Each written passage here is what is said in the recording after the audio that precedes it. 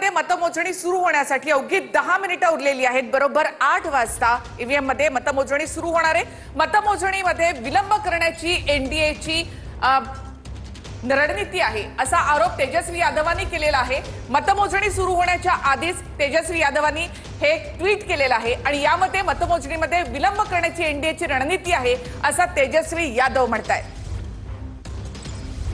लोगों को फोन जा रहा है या बुला के मिला जा रहा है, उन्हीं के हवाले से हमको सूचना मिली है कि पूरी काउंटिंग को जो है स्लो कराया है और खास तौर पे ऐसी सीटें जहां मार्जिन कम है या जो सीटें महागठबंधन जीत रही है उसको डिक्लेयर मत करो, एनडीए की सीटों को जो है वो डिक्लेयर करो और मीडिया के माध्यम से एक माहौल भी बनाया जाएगा कि भैया प्रधानमंत्री बीजेपी दफ्तर जाने वाले हैं।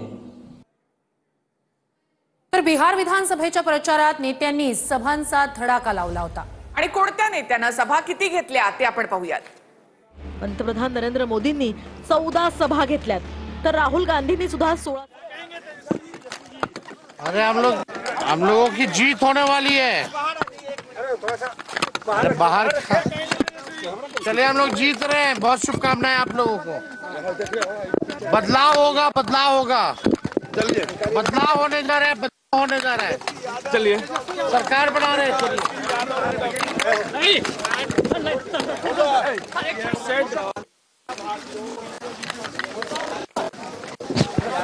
Yes, yes, you can see.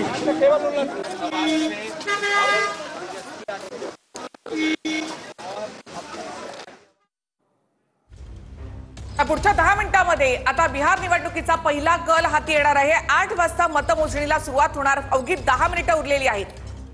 10 मिनिटात बिहार निवडणुकीचा पहिला कल हाती येणार आहे। 8 वाजता मतमोजणीला सुरुवात होणार आहे। बिहार कोणाचा याचा निकाल अवघ्या काही क्षणात आपल्या समोर येणार आहे। 243 जागांसाठी विधानसभेसाठी निवडणूक झालेली आहे। 122 मॅजिक फिगर आहे। मॅजिक फिगर पर्यंत कोण पोहोचणार, एनडीए की महागठबंधन, हे पाहण्यासाठी टीव्ही9 मराठीवर तुम्ही हा सगळा निकाल पाहणार आहात। तर 8 वाजता पोस्टल मतमोजणीला सुरुवात होणार आहे। 9% मतदान वाढलेलं आहे। परिवर्तन होणार की पुन्हा एकदा एनडीए सरकार, याकडे लक्ष असेल। 8 वाजता पोस्टल मतमोजणीला सुरुवात होईल। तर 10 मिनिटातच बिहार निवडणुकीचा पहिला कल हाती येणार आहे। बिहार कोणाचं याचा निकाल अवघ्या काही क्षणातच पुढच्या 10 मिनिटांमध्ये बिहार निवडणुकीचा पहिला कल आपल्या हाती येणार आहे। 122 ची मॅजिक फिगर कोण गाठणार याकडे लक्ष असेल। परिवर्तन होणार, नितीश कुमार की तेजस्वी, नितीश कुमार यांचा अनुभव जिंकणार की तेजस्वी यादव यांचं तरुण नेतृत्व जिंकणार, याकडे संपूर्ण देशाचं लक्ष लागलंय।